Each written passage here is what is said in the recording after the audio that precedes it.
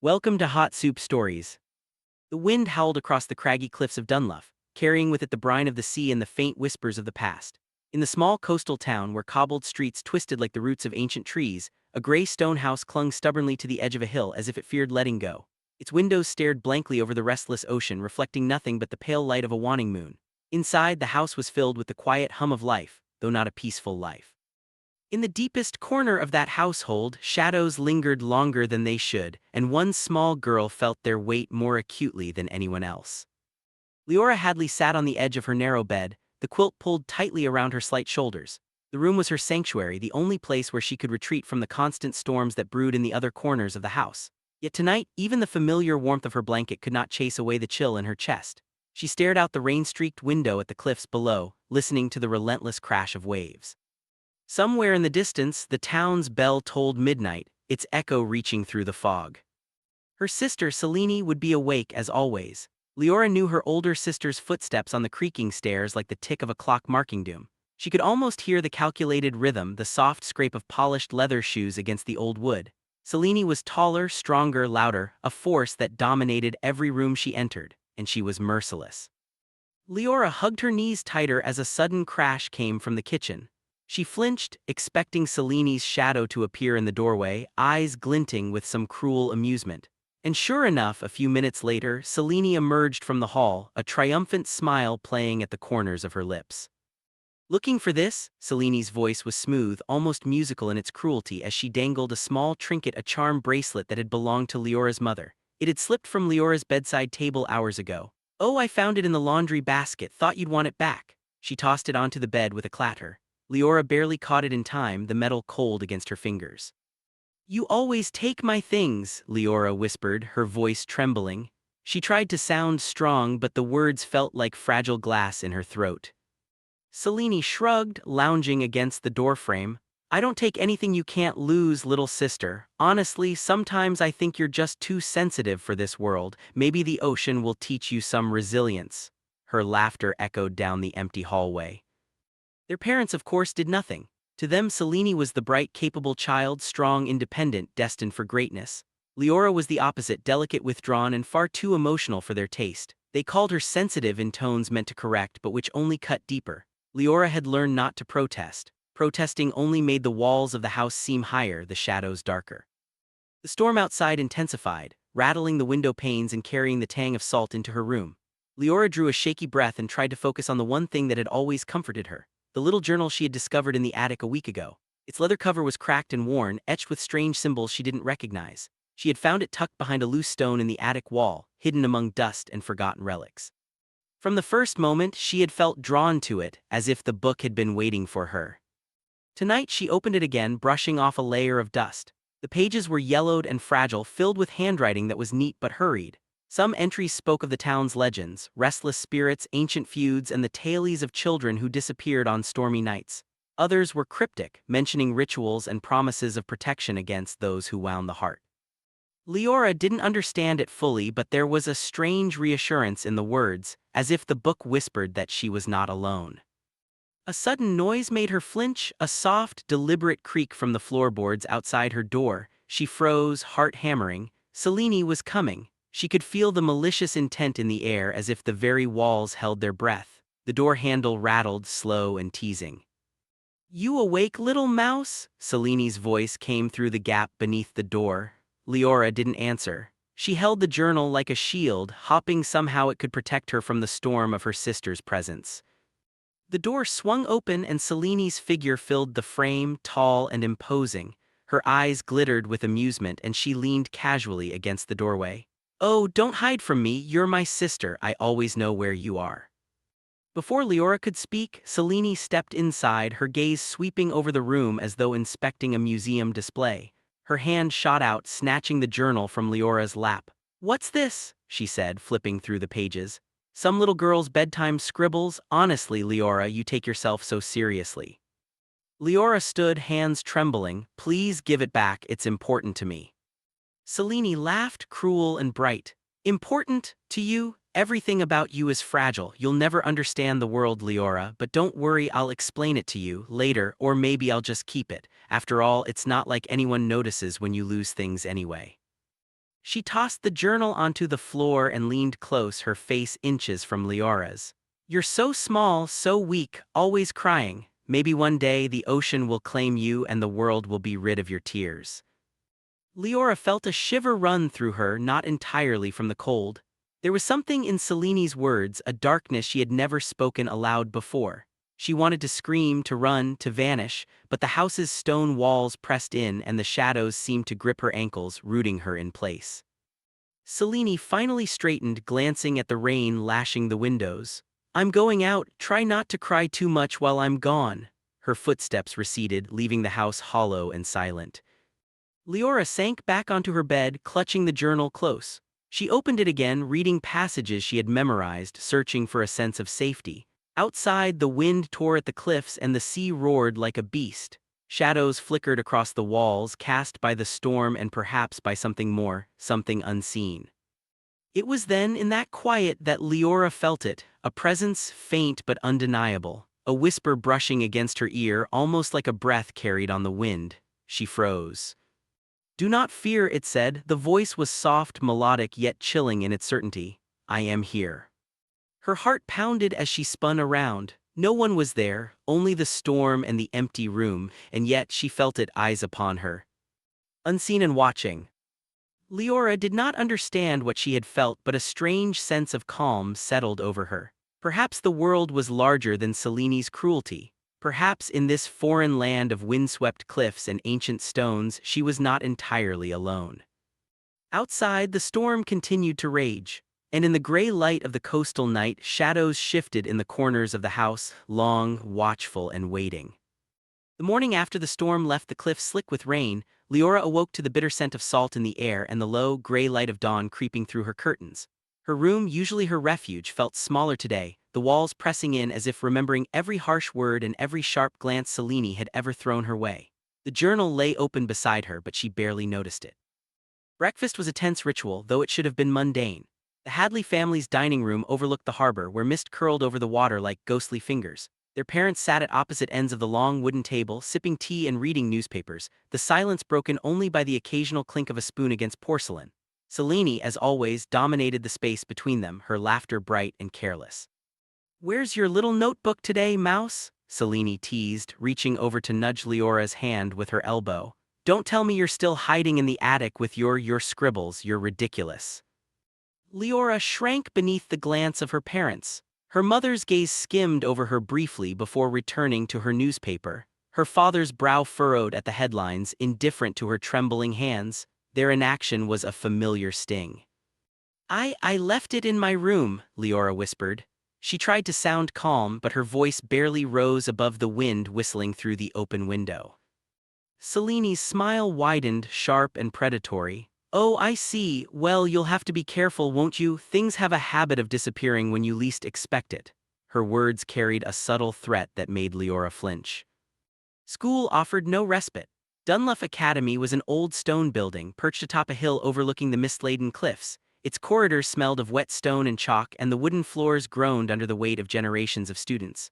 Leora moved quietly through the halls, head bent, attempting to make herself invisible, but Selene's cruelty followed her even here.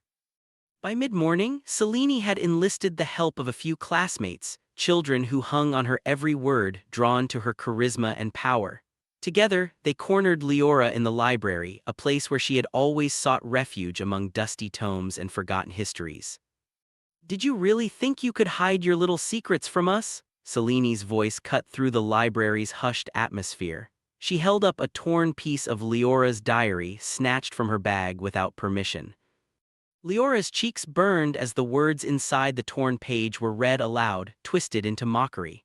Every personal fear, every fleeting hope became fodder for Selene's amusement. The classmates laughed, some nervously, some cruelly. The librarian gave a brief glance and then returned to her work, pretending not to notice the scene. It was not the first time, and it would not be the last. By afternoon, Leora wandered alone through the fog-laden streets of Dunluff, seeking solace in the town's hidden corners. The mist clung to the cobblestones like a damp shroud, and the cries of gulls echoed across the harbor. She found herself drawn to the cliffs once more, where the wind tugged at her hair and the waves crashed with relentless fury. Here she discovered the strange little shrine tucked into a rocky alcove, something she had glimpsed days before. Small candles flickered despite the damp air, and offerings of stones and shells lay in delicate patterns. Curiosity and a sense of unease drew her closer. She reached out to touch a carved symbol etched into the stone, a crescent entwined with a spiral. The surface was smooth and cold, sending a shiver up her arm. Who left this here?" she whispered to the wind, the voice barely audible over the roar of the sea.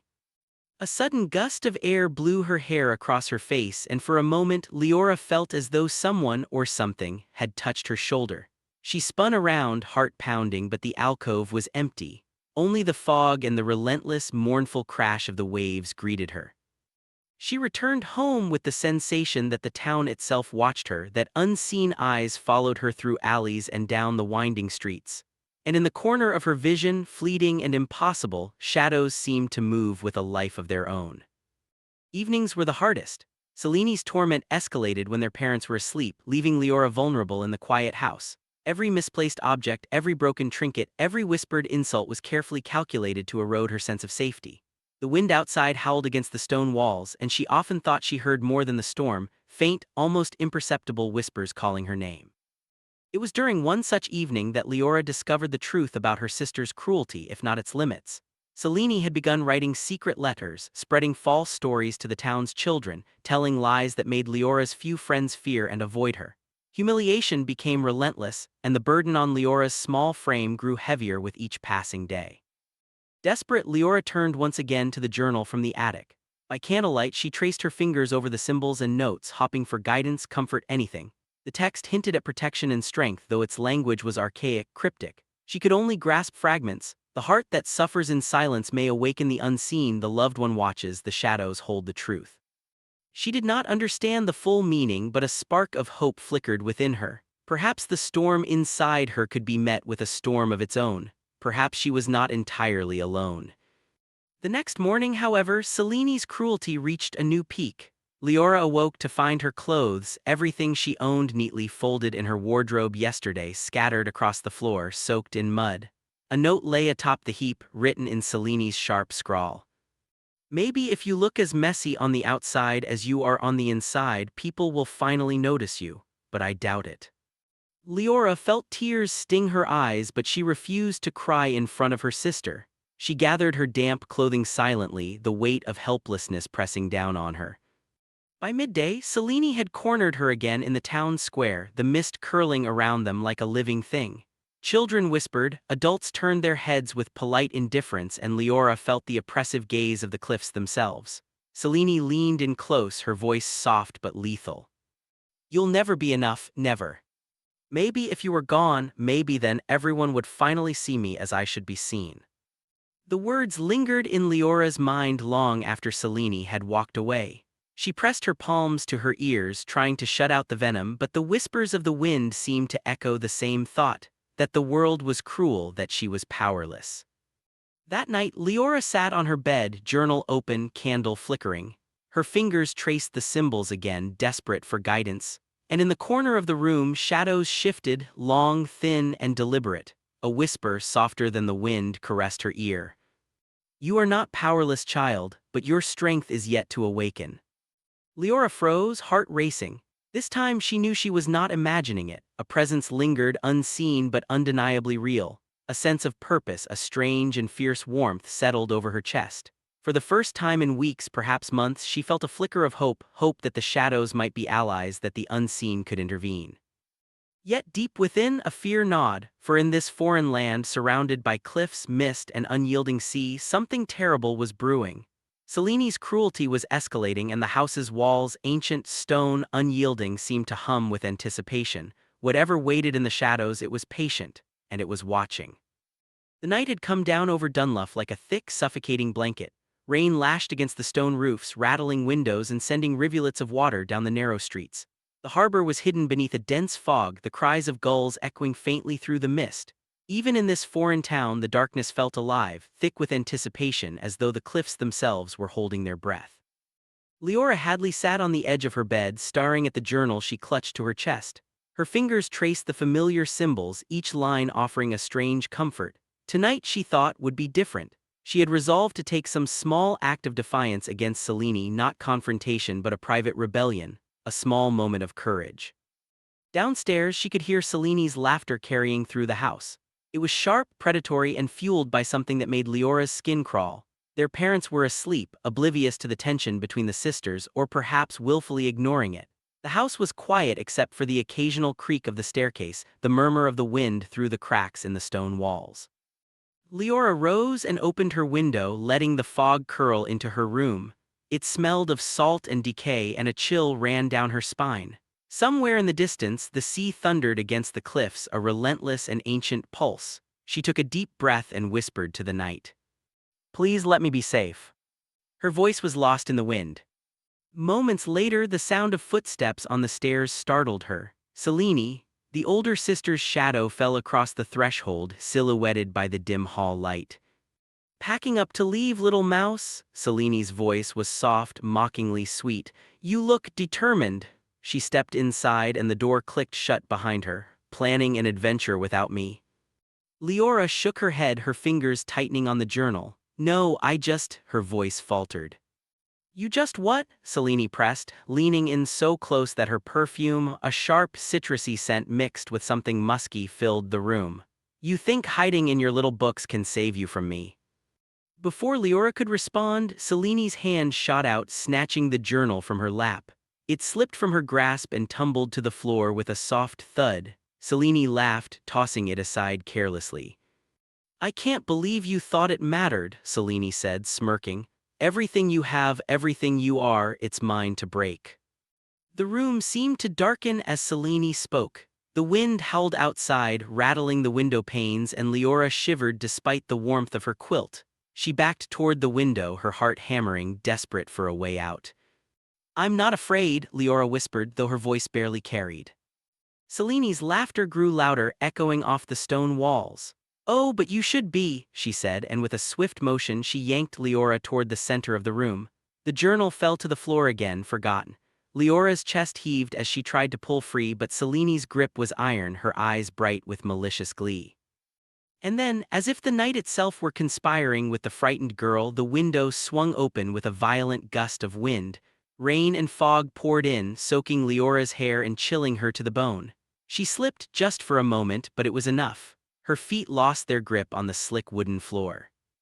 Selene's scream echoed behind her as Leora teetered on the edge of the open window, the cliffside just beyond. Time seemed to stretch. The wind roared in her ears. The sea below churned, black and unforgiving. Leora fell. The night swallowed her whole. The house was silent afterward, as though the storm itself mourned. Selene collapsed onto the floor, shivering, soaked and pale. Her hands trembled where Leora had fallen. Yet when their parents awoke, Selene had crafted the perfect story of a tragic accident. Leora had been careless, running to the window, the storm had unbalanced her, and she had slipped. The town whispered. The cliffs were treacherous and accidents happened after all. No one looked too closely at Selene's explanation. The Hadley parents grieved in measured tones, the kind that fit the town's expectation of propriety. But inside the stone walls of the house, something changed. The shadows deepened in Leora's old room. Candles flickered without wind. The journal lay open on the floor, though no hand had touched it. A chill moved through the house, brushing the furniture and leaving behind the faint scent of sea spray mixed with something else, something faintly sweet like wildflowers after rain, but impossible to place. Selene tried to sleep that night, but her eyelids refused to stay closed. Every creak of the house, every whisper of wind sounded like Leora's voice calling to her. She tried to convince herself it was guilt, imagination, or the storm. But when she turned, shadows shifted in ways that should have been impossible. She saw just for a moment a pale shape at the foot of her bed. It was small, delicate, familiar. "Leora," Selene whispered, voice trembling. The shape vanished instantly. Only the faintest echo remained, a soft, almost playful giggle carried on the wind through the cracks in the walls. Selene shivered. She wrapped herself in blankets and pulled the curtains tight, but even in the darkness she felt watched. She felt the presence of the sister she had tormented, and she felt with a sudden, horrifying certainty that Leora was not gone. Outside, the storm raged on. The town was silent beneath the dense fog. The cliffs loomed like ancient sentinels over the churning sea, and in the heart of the Hadley house in the stone and shadows a spark of revenge had been lit. For Leora Hadley, though her body had fallen into the cold embrace of the cliffs and the sea, had not truly left the world. Something of her remained, something strong, something that could see and hear the sister who had taken everything from her. And Selene Hadley would soon learn that the cruelty she had wielded so carelessly had awakened more than guilt. It had awakened a force that would not rest. The house had grown colder. Selene Hadley noticed it first that evening as she climbed the stairs to her room. The stone walls, which had always radiated a muted warmth even in the harsh Irish winters, now seemed to draw heat from her body. She paused mid-step, shivering, though the fire in the hearth still burned low and bright. "Probably just the wind," she muttered to herself, forcing a laugh. But the sound sounded hollow, swallowed immediately by the oppressive quiet. Her room was exactly as she had left it, her wardrobe neatly arranged, her clothes folded perfectly. And yet, as she stepped inside, a chill brushed across her shoulder that had nothing to do with the cold air slipping through the window crack. Selene froze. The room was empty, no one there but herself, yet the air seemed to press in, heavy and expectant. She shook her head, rubbing her arms. "You're imagining it," she whispered. "It's nothing." But the shadows along the corners of the room flickered unnaturally, as though the dim candlelight could not touch them. Selene noticed a movement, a slight shift in the corner by the wardrobe, but when she looked directly there was nothing, only darkness, thick and patient. That night sleep refused her. She tossed and turned, hearing creaks of the old house, wind rattling the shutters, and faintly at first whispers. "Selene!" Her eyes snapped open. The voice was soft, almost musical, but unmistakable. Her heart raced, pulse pounding against her temples. She sat up, listening. "You took everything." The voice seemed to echo from the walls themselves. Selene leapt out of bed and switched on the lamp, casting the room in a harsh yellow light. Nothing moved. The shadows returned to their usual shapes. The journal, Leora's journal, which Selene had thrown aside on that fateful night, lay on the floor untouched, but something about it drew her gaze. She approached it cautiously, as though expecting a trap. The pages fluttered on their own. One leaf turned slowly, deliberately, until a passage caught her eye, written in Leora's hand. "The heart that harms another carries its own chains." Selene's pulse quickened. The words seemed to thrum with energy, vibrating against her chest. She bent closer, only for the room to drop suddenly into a heavier darkness. The candle sputtered and went out. A cold wind swept across her skin. She stumbled back, tripping over her own slippers. "You will see." The whisper came again, closer this time, near her ear, and for the first time Selene smelled it, the faint scent of sea spray mixed with something sweet and impossibly familiar, Leora's presence.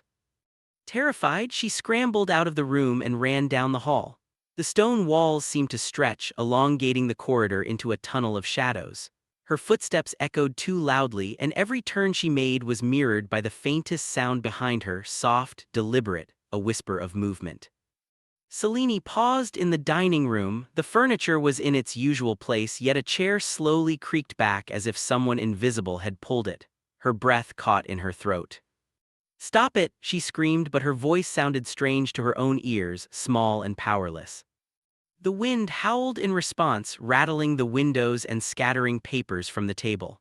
And then, unmistakably, a soft giggle floated from the corner, Leora's giggle, innocent and cruel at once. Selene ran back up the stairs, locking her bedroom door, but the sense of being watched never left. Every shadow seemed to twist, elongate, and move of its own accord. She huddled on the bed, covering her head with blankets, muttering prayers she barely believed. Morning came, gray and misty, with the town hidden beneath a shroud of fog. Selene's parents found her curled on her bed, pale and trembling, her hair damp with sweat. They chalked it up to nightmare and nerves. But Selene knew it was more. She had seen the movement, felt the presence, heard the whispers. She had glimpsed shadows where no shadow should exist. And most chillingly, she had smelled the faint trace of Leora in the air. Over the next days, the hauntings grew bolder. Objects moved, small things at first, a glass of water rolling across the table, a book falling from the shelf. Then louder disturbances, doors banging shut on their own, cold drafts brushing her neck, and faint footsteps echoing through the house when she was alone. Seleni's friends noticed changes too. She began talking to herself in hushed tones, flinching as though someone unseen brushed past her. She claimed exhaustion, the stress of school, the lingering grief over Leora's accident, but inside, a terror she could not name had taken root. At night the whispers came again, more insistent. "You cannot hide, you cannot flee, I am here." Selene tried reasoning, bargaining, even fleeing the house for hours at a time. But no matter where she went, the presence followed. A shadow in the corner of her eye, a brush of wind against her arm, the faint, chilling giggle. And each night the whispers grew clearer, more deliberate. Selene could hear Leora's voice, taunting, accusing, reminding her of every cruel act, every stolen possession, every cruel laugh. "You thought I would not see, you thought I would forgive." Selene realized with dawning horror that Leora's spirit was no longer a passive observer. It had returned to claim something, justice, perhaps revenge, or perhaps simply to make Selene understand what it felt like to live in fear every day. She could feel it in the room, pressing in, patient and relentless. She could smell it, taste it even faintly on her tongue, salt and rain, the scent of the cliffs where Leora had fallen. And with each passing night, Selene's sleep was stolen, her sanity tested. By the end of the week, Selene was a shadow herself, gaunt, her eyes hollow, haunted by movement in corners, by whispers beneath the floorboards, by the soft, chilling giggle that seemed to echo endlessly. She tried everything, locking doors, closing windows, pleading aloud for forgiveness, even leaving small offerings of flowers and trinkets in Leora's room. Nothing worked. The presence grew stronger, bolder, more deliberate, as though it had one purpose: to remind Selene of every cruel moment she had inflicted. And in the quiet hours when the wind howled and the house creaked under its own weight, Selene understood something she had not dared imagine before. Leora Hadley was no longer gone. She was here watching, waiting. And the whispers were only the beginning. By the time the week had passed, Selene Hadley barely recognized herself. The once confident, commanding young woman had become a shadow, a gaunt figure moving through the halls of the old stone house with quick, jittery steps, constantly glancing over her shoulder. The wind that rattled the windows and rattled the shutters now seemed alive to her, a chorus of whispers that no one else could hear. It began subtly at first. A mug on the kitchen counter would roll a few inches on its own, or a chair would tilt as though someone had just pulled it back. She told herself it was the house settling, the wind, or fatigue. But nothing could explain the scratches on the walls outside her bedroom, delicate claw marks etched into the paint, forming shapes that she could not decipher. Selene tried to leave the house, walking the mist-laden streets of Dunluff, but the sense of being followed never abated. Sometimes she would pause, certain she saw a small figure flitting between the fog and the shadows, only to find empty streets and the echoes of her own footsteps. At night the hauntings became relentless. Leora's presence no longer confined itself to whispers. Shadows grew long, curling in impossible ways, pooling in corners, crawling along the floor. Objects flew across rooms with violent precision, books, vases, even Selene's clothing. A wind would whip through the hallways and she could swear it carried the faint scent of Leora, rain-soaked hair, the faint sweetness of her perfume, something undeniably hers. Selene tried reasoning aloud. "Stop it, stop, please, Leora, I'm sorry." Her words sounded desperate, pathetic, swallowed quickly by the thick silence that followed. And then she would hear it, a soft, lilting laugh echoing from the corners, teasing, almost playful. The most terrifying moments were the nightmares. Each night Selene would awaken drenched in sweat, the bedroom transformed. Shadows moved with intent, creeping across walls, crawling along the ceiling, forming shapes that mocked her. Leora's face, pale and expressionless, would appear at the edge of her vision, only to vanish when she turned to confront it. The whispers grew more insistent. "Do you remember? Every time you hurt me. You cannot escape." Selene began losing her mind. She screamed at the walls, banged on doors, tore at her hair, yet the hauntings escalated regardless. Leora's spirit seemed to grow stronger, feeding off Selene's fear, twisting every corner of the house into a stage for her torment. One evening, Selene awoke to find her bedroom transformed entirely. The walls dripped with damp mist, and shadows pooled into shapes resembling her sister, small and delicate, then elongating into monstrous versions of herself. The journal, which had been left untouched on the floor, was open to a page Leora had never written on before. A sentence appeared in ink that shimmered faintly in the darkness. "I see everything you hide. I am here. I always will be." Selene screamed, throwing herself from the bed, but the words burned themselves into her mind. The walls of the room seemed to breathe, expanding and contracting, the shadows twisting around her. Objects moved without contact, her dresser drawers slammed open and closed, her wardrobe doors rattled violently, and the floorboards groaned under unseen weight.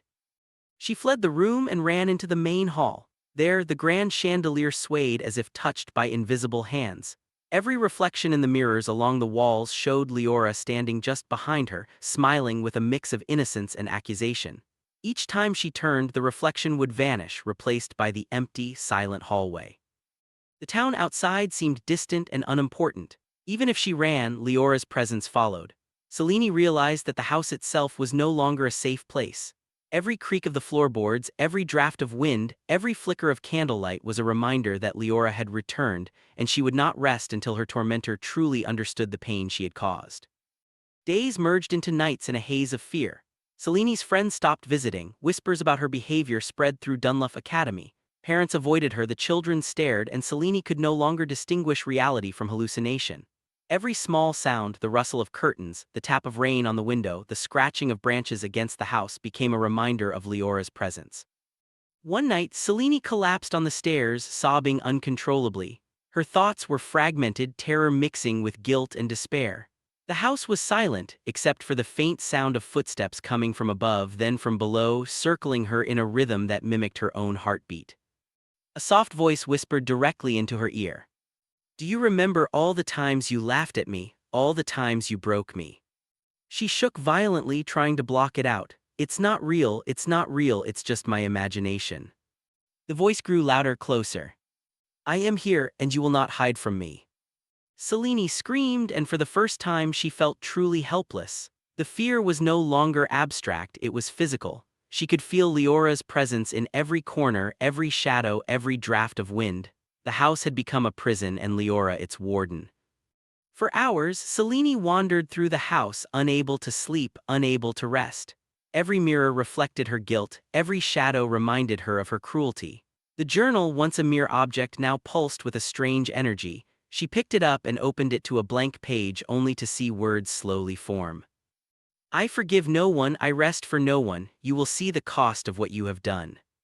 Selene dropped the journal, stumbling back. The temperature in the room plummeted, frost formed on the window panes, and in the reflection of the glass she saw Leora, pale, dripping wet from the cliffs, her eyes burning with the quiet fury of the wronged.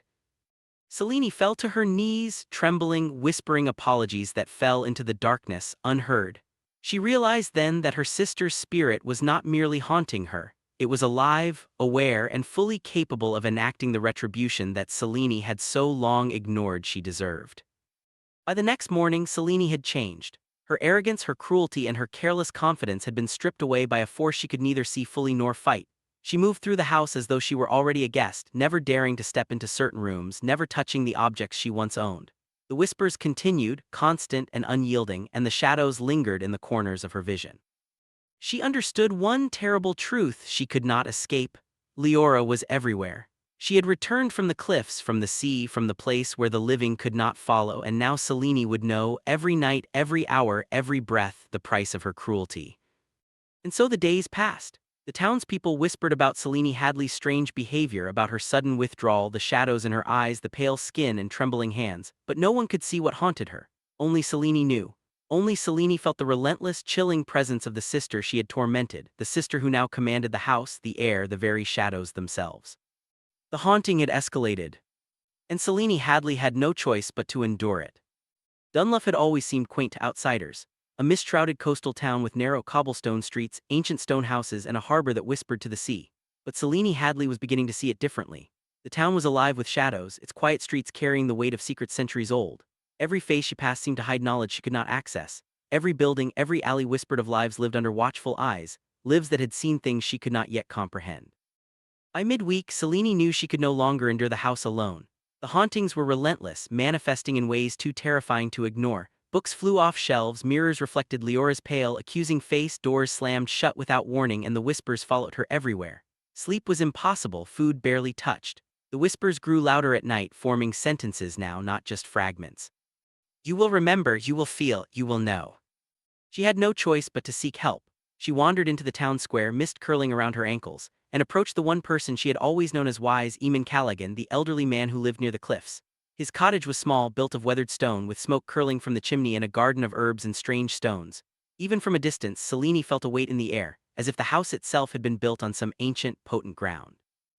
Eamon opened the door before she could knock, as though he had been expecting her. His sharp blue eyes studied her face for a long moment, noting the pale skin, the trembling hands, and the haunted expression. "You've seen her," he said flatly, gesturing for her to enter. "I don't know how, but you've seen her." Selene froze. Seen who?" "Leora," he said, shaking his head. "Of course, you felt her, felt the weight of her eyes, the cold that follows her. She is here, child, and she does not forget." Selene's stomach turned. "But she's dead, she fell from the cliffs." Eamon's gaze did not waver. "And yet she walks still. The loved one does not rest when wronged. She lingers in this world, bound to the house, to the heart that betrayed her. You are the reason she returns. Every cruelty, every act of dismissal, every tear you forced from her, all of it summoned her back." Selene swallowed hard. The terror in her chest rose like a tide. What do I do? How can I make it stop?" Eamon sighed, a deep, weary sound. "There is no easy answer. Some spirits can be appeased, some cannot. The loved one, she is neither cruel nor evil. She seeks acknowledgement, justice. You must confront her, Selene. You must see what you have done, feel it fully, and understand. Only then, perhaps, she may rest, or perhaps not." Selene shivered. "And if I fail?" "Then she will continue," Eamon said bluntly. "And you will know fear in ways the living cannot imagine. The town knows the stories, though few speak of them. Children lost to cliffs and storms, women who disappeared into fog, families tormented by shadows. It is all the loved ones doing when they are awakened by cruelty, and once awakened she waits patiently. She is relentless." He led her to the back of the cottage, where a small library of old, leather-bound books lined the shelves. "Read," he instructed. "Learn the history of our town, the legends of the spirits. Understand what she is and what you have provoked." Selene spent hours poring over the volumes, reading accounts of spirits bound by grief and injustice. One book told of a girl who had perished centuries ago, returning to torment the one who had caused her suffering. Another recounted a woman whose cruelty had awakened a loved one, leading to nights of terror that had driven entire families from their homes. The more she read, the clearer it became. Leora's spirit was not a mindless haunting. It was precise, deliberate, and bound by emotion. She could see, hear, and feel everything Selene did. Her presence had grown because of Selene's own actions, the relentless cruelty, the ridicule, the dismissal of her feelings.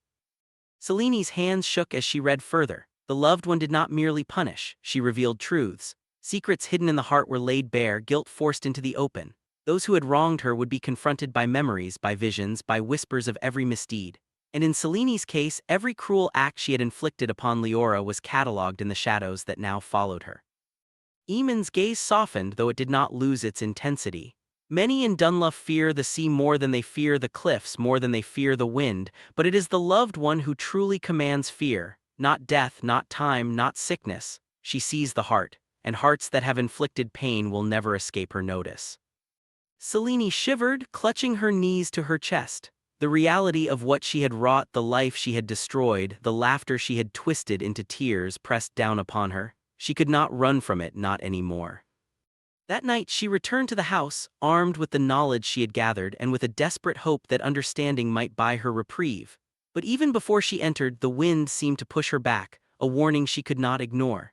She stepped inside anyway, heart pounding, and felt the air grow colder immediately, her breath fogging in front of her face. The journal, open on the floor of her room, seemed to pulse with a light of its own. Shadows stretched across the walls, coiling like snakes, and from them came a soft, familiar giggle. "You've learned something, haven't you?"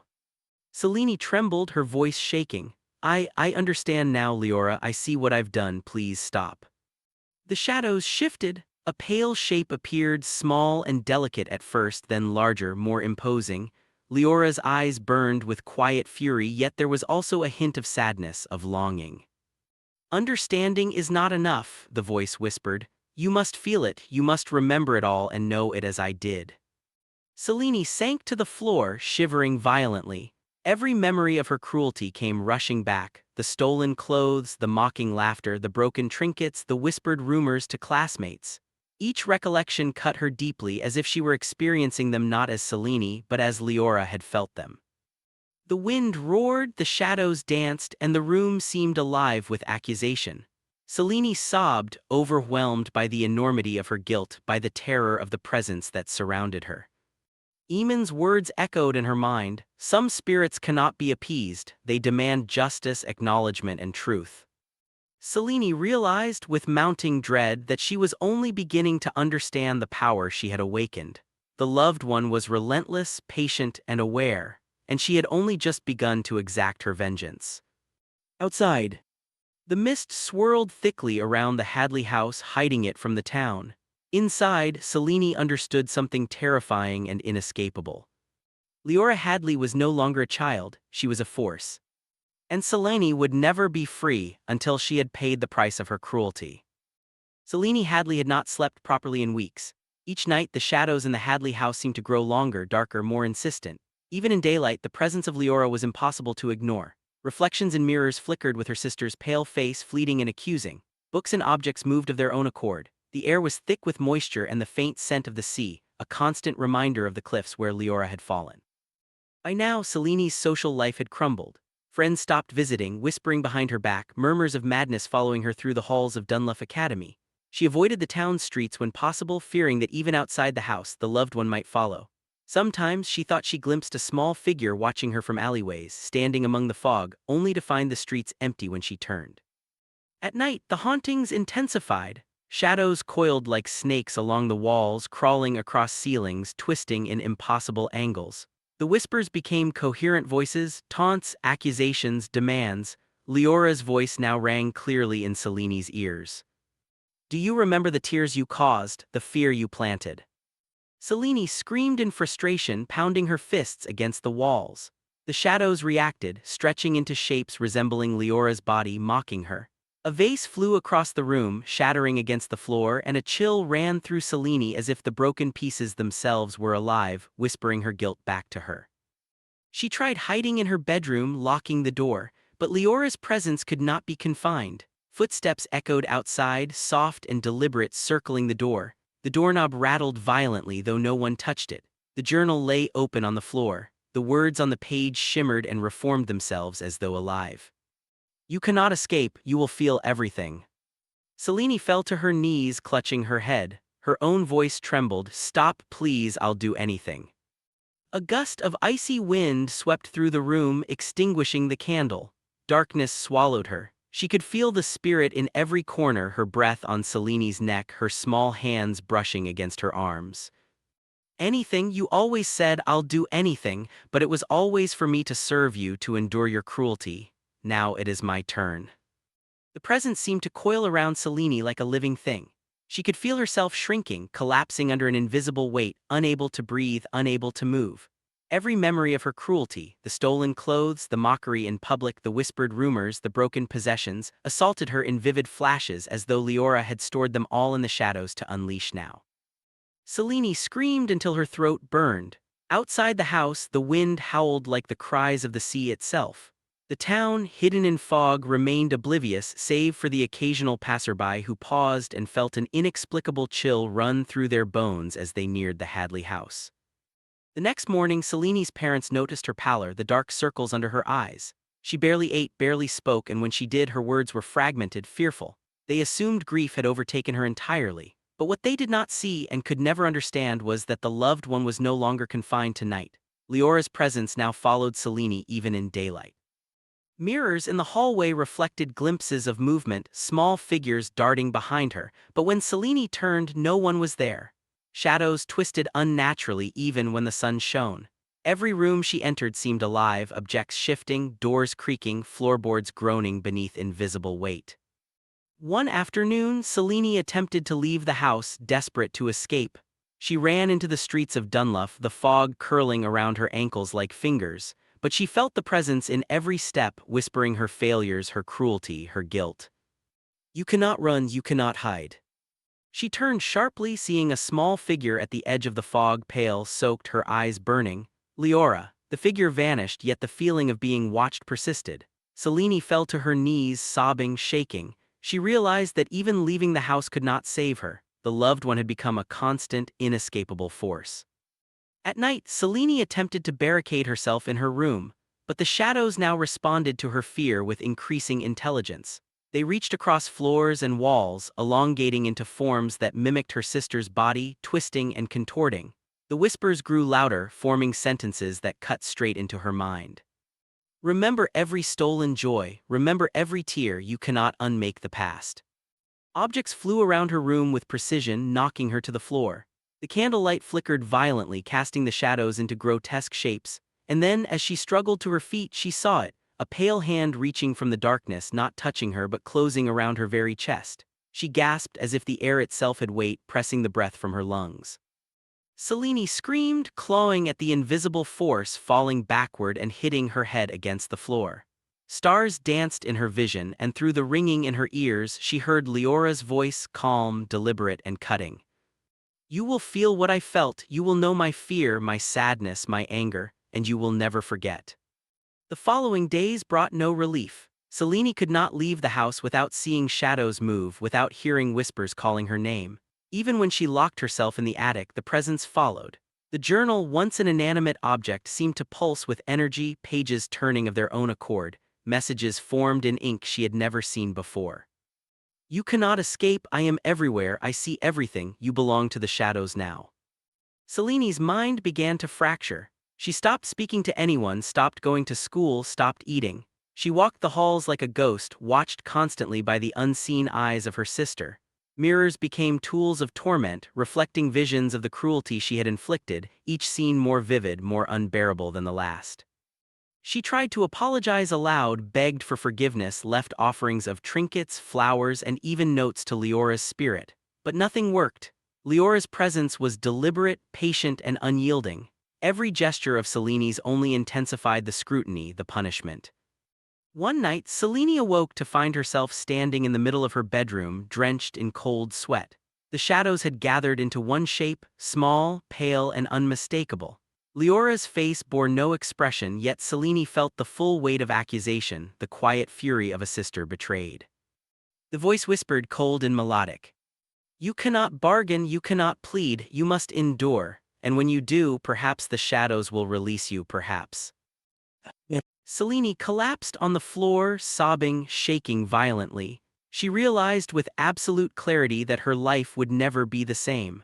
The loved one had claimed her as surely as the cliffs had claimed Leora's body. And from that night on, every breath, every heartbeat, every waking moment belonged to Leora.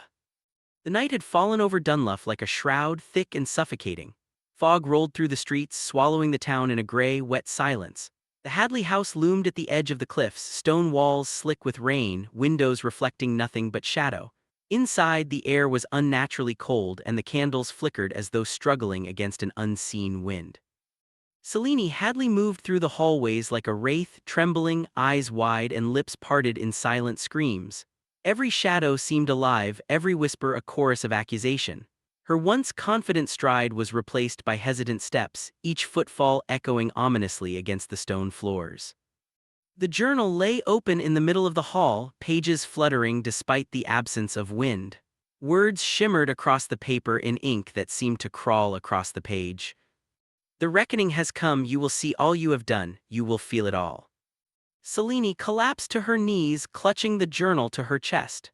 Tears streamed down her face, mixing with the rain that had begun leaking through cracks in the ceiling. She muttered apologies over and over, barely able to breathe. I'm sorry, I'm so sorry, Leora, please forgive me.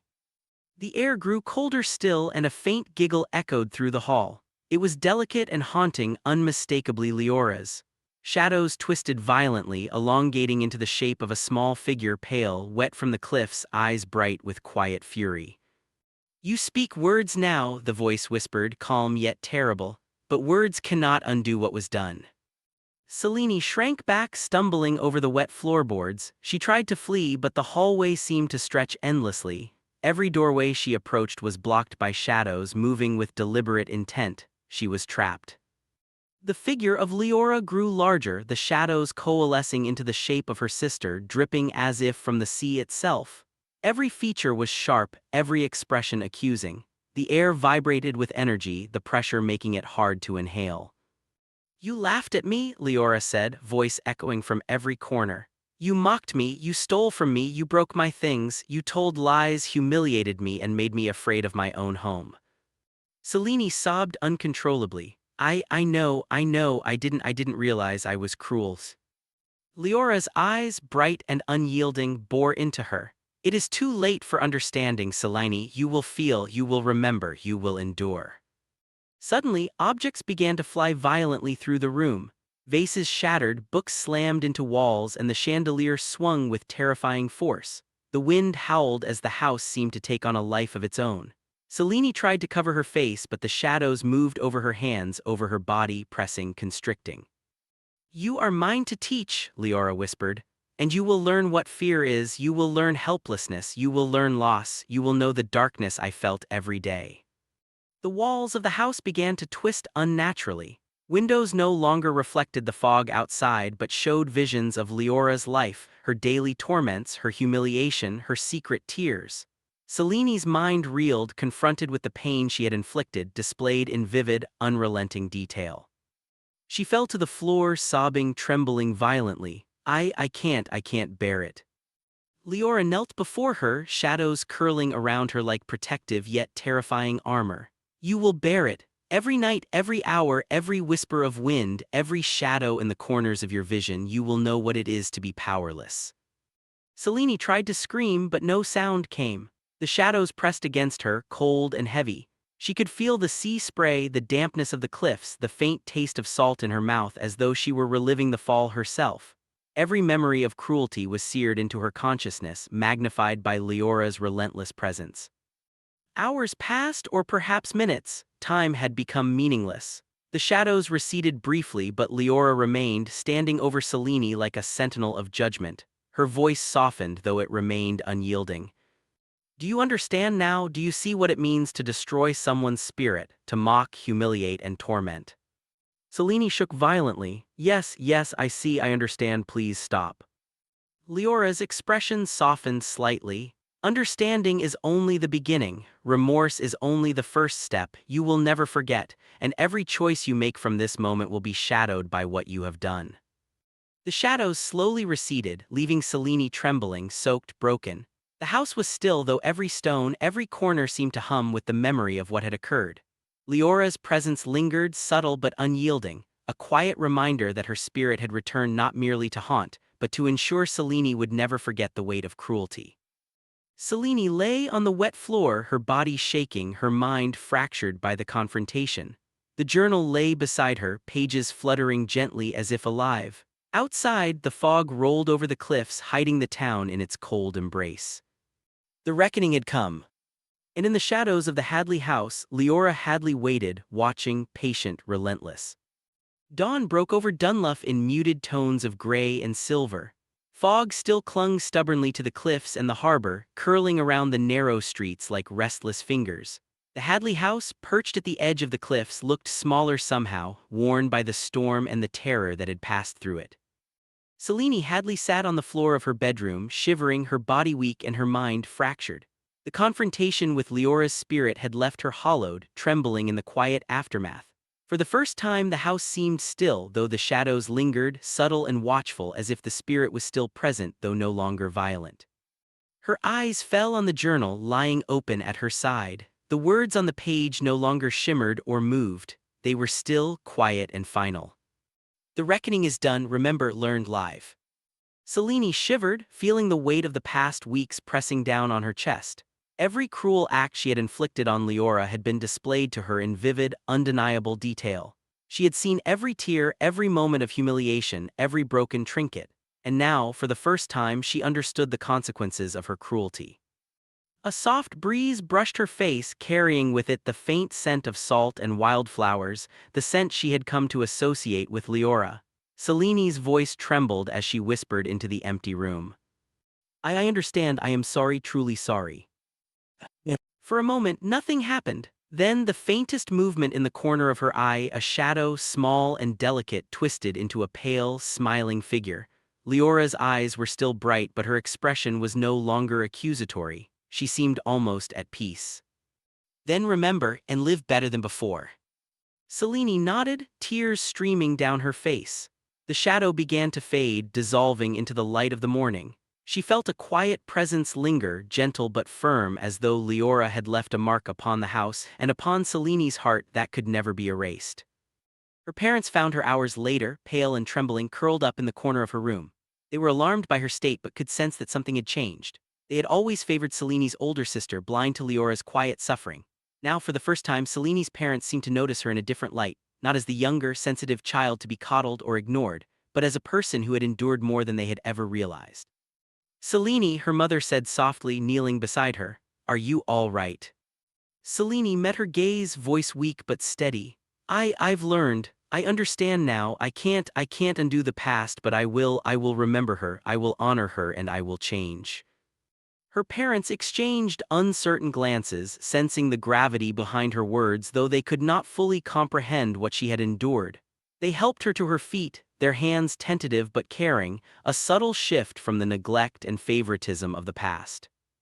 Over the following weeks, life in Dunluff slowly returned to a semblance of normality. Selene moved cautiously through the house, aware of the lingering presence of her sister but no longer fearful in the same way. Leora's spirit had not vanished entirely. It had retreated, patient and watchful, a reminder that justice could be met without malice and that cruelty carried consequences. Selene began repairing the damage she could, replacing broken belongings, cleaning the house, and quietly making amends where possible. She spoke gently to neighbors and classmates, her demeanor changed, softer yet stronger, tempered by the lessons she had endured. The haunted eyes that once followed her seemed to fade from the reflections in mirrors, replaced by a quiet, watchful serenity. At night, when the fog rolled in from the cliffs and the wind whispered through the trees, Selene sometimes felt the faint brush of a small hand against her shoulder, a subtle reminder of Leora's presence. She no longer feared it. Instead, she bowed her head slightly in acknowledgement, whispering, "I remember." The Hadley family began to change as well. The parents, witnessing their younger daughter's strength, began to reflect on their past favoritism. They sought to repair their relationship with Selene, acknowledging her endurance and resilience. Though the scars of neglect could not disappear entirely, there was a new sense of respect in the household, a quiet understanding of the suffering that had gone unnoticed. The town of Dunluff continued its quiet life, fog drifting over the harbor and the cliffs, secrets held in the stones and mist.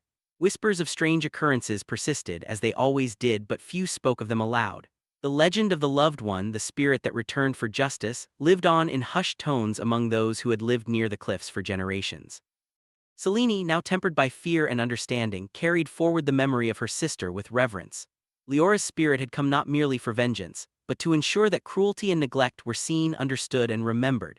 Selene vowed to live differently, to honor the sister she had wronged, and to carry the lessons learned through the shadows of the Hadley house into every corner of her life. And sometimes, when the fog rolled thick across the cliffs and the wind carried a faint, salty scent, she would hear a soft giggle, gentle, approving, and serene. Leora Hadley had returned, delivered her reckoning, and at last found peace. Selene Hadley, forever changed, had survived it. The house remained, standing at the edge of the cliffs, silent now but watchful. The shadows lingered, faint but present, a reminder of love, loss, and the power of justice carried beyond the grave. The story of the loved one lived on, and with it, a warning: cruelty has a cost, and the heart that is wronged may return to claim what is owed. The end. Thanks for tuning in to Hot Soup Stories. If you love audio stories, don't forget to like, share, subscribe, and drop a comment. Your encouragement keeps our stories coming.